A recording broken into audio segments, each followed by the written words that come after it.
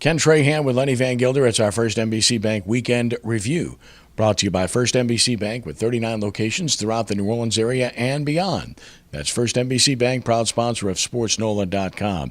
It was one of the more difficult losses in New Orleans Saints history to the Denver Broncos, 25-23. You can read a piece I have at SportsNOLA.com now about the biggest or most difficult or most debilitating, call it what you want, losses in the history of the franchise. And this one ranks up there, even though it doesn't have postseason attached to it yet. It could have postseason applications by the time we get to the end of the season, Lenny. It could, and look, it's, here it is, the 50th anniversary of this franchise, and so much of what we saw probably start. I would start with, Big Ben was the first of those in '78 that everybody remembers, and then 2 weeks later, the phantom pass interference flag from Grover Clemmer, and you can go on down the line, and you did a great job chronicling some of those not so famous moments, if you will, in Saints history. But most of them really occurred, 70s, 80s into the 90s.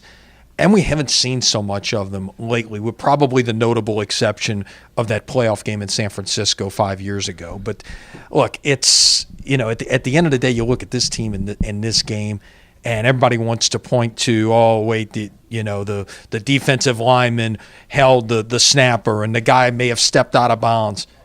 You made 4 turnovers in the game. You put yourself, you made this bed, and it was interesting. The Saints barely hit the ball for 20 minutes in this game. Mm-hmm. And it wasn't because of the offense. It was because of the offense, either getting things done too quickly or simply turning the ball over early in drives. And, Sean Payton stopped short of trying to put blame on the defense for being on the field as long as they were. But the fact of the matter is Denver did convert on third down 11 times in this game. So, the combination of all of those things, defense's inability to get off on third down, the turnovers that happen, put you in the position where you were, whereas you might have won this game very easily. No doubt, and so many factors to consider, but I know the one that people point out all the time is, why can't you get the proper camera angle? It looked like he may have stepped out of bounds, and that's quite possible. But keep this in mind. Had he stepped out of bounds, they would have had the ball on the plus side of the field, only needing a field goal to take care of business. Well, actually, there'd been a kickoff coming, so it would have been correct. My bad. Yeah, but still in all, they're getting the ball back with 1:20 at that point, right, only needing a field goal. Correct. Even if you kick the ball in the next week, you're still getting the ball at the 25-yard line with a very good kicker in McManus, although he had missed earlier in the game. Reality, you need 35 to 40 yards to get in a range. Yeah, no guarantees, but still there. Exactly. And look, it's frustrating, and it's one of those days, even though the sun came up this morning, I'm sure there's a lot of people who think it probably didn't out there in New Orleans. But maybe the best thing for the Saints is the fact you got to quickly turn the page and get ready for a Thursday night game in Carolina. Against a team that suffered a debilitating loss themselves. So stay tuned. We'll see who responds best to that. LSU responded extremely well. They went to Arkansas and just hammered the Razorbacks. That's a big, big thumbs up for Ed Orgeron and his quest to perhaps retain the job. He comes home against Florida, big game. Florida has a chance to win the SEC East, which stinks. LSU's at home, though, and they're a favorite. And now you're looking at this picture, and A&M's pretty good, but there's no doubt in my mind that LSU can win these next 2 games. And if they do, you're going to have a hard time saying no to Ed Orgeron.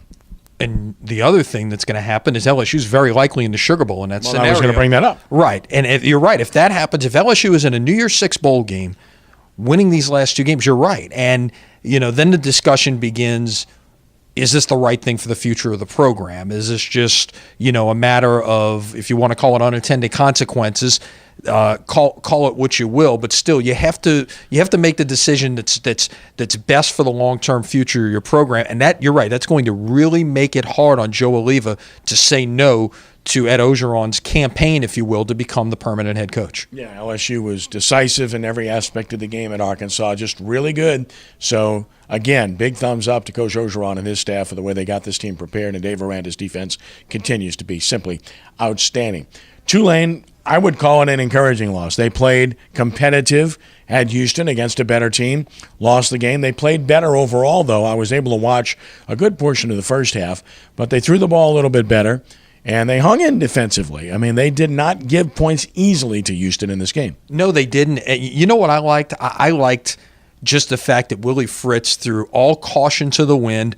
put the ball in the air some, but how about the special teams? Onside kicking every time you kicked off in this game in some way, shape, or form. And we saw every imaginable onside kick configuration you can have, from two kickers on the field to drop kicking a pooch kick with your punter.